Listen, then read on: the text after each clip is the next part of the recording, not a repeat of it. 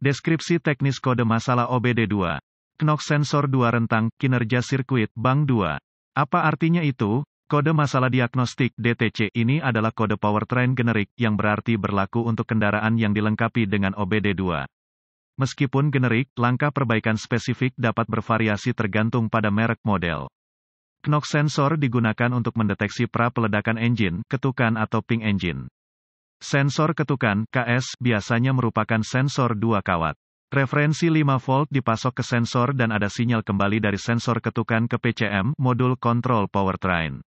Kabel sinyal sensor menginformasikan PCM ketika ketukan terjadi dan seberapa parah tingkat keparahannya. PCM akan memperlambat waktu percikan untuk menghindari pra-ledakan.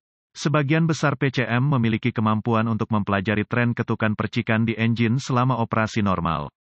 Jika PCM menentukan bahwa ketukan itu tidak biasa atau tingkat kebisingannya sangat tinggi, P0331 dapat diatur. Jika PCM merasakan bahwa ketukan parah dan tidak dapat dihilangkan dengan memperlambat waktu percikan, P0331 dapat diatur. Perlu diingat bahwa sensor ketukan tidak dapat membedakan antara ketukan dari pra-peledakan atau salah satu dari masalah engine. Bank 2 adalah sisi mesin yang tidak mengandung silinder tanda pagar 1.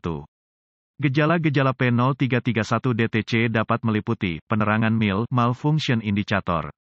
Terdengar ketukan dari kompartemen mesin pinging dari engine dalam akselerasi penyebab potensi penyebab kode P0331 meliputi knock sensor, KS konektor rusak sirkuit sensor knock terbuka atau disingkat menjadi ground circuit sensor knock disingkat menjadi tegangan knock sensor khas gagal muacer in knock sensor konektor bahan bakar oktan yang salah PCM telah gagal solusi yang mungkin jika ketukan mesin dapat didengar, perbaiki sumber masalah mekanis terlebih dahulu kemudian uji ulang.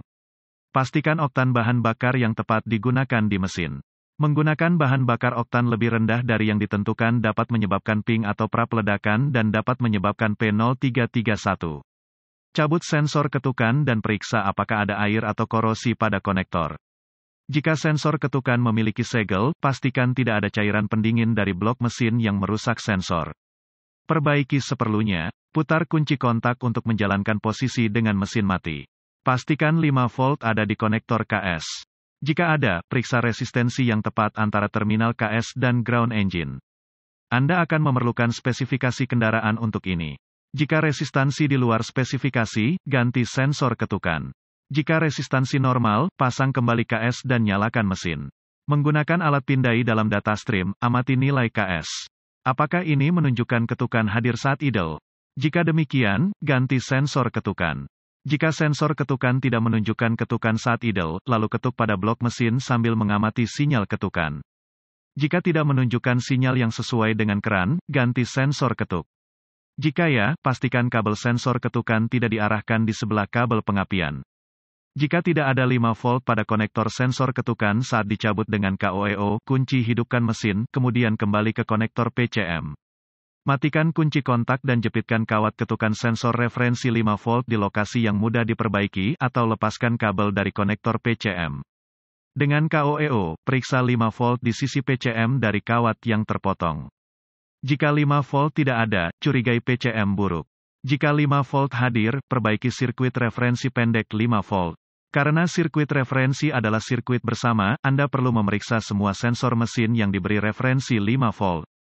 Lepaskan setiap sensor satu persatu sampai tegangan referensi kembali.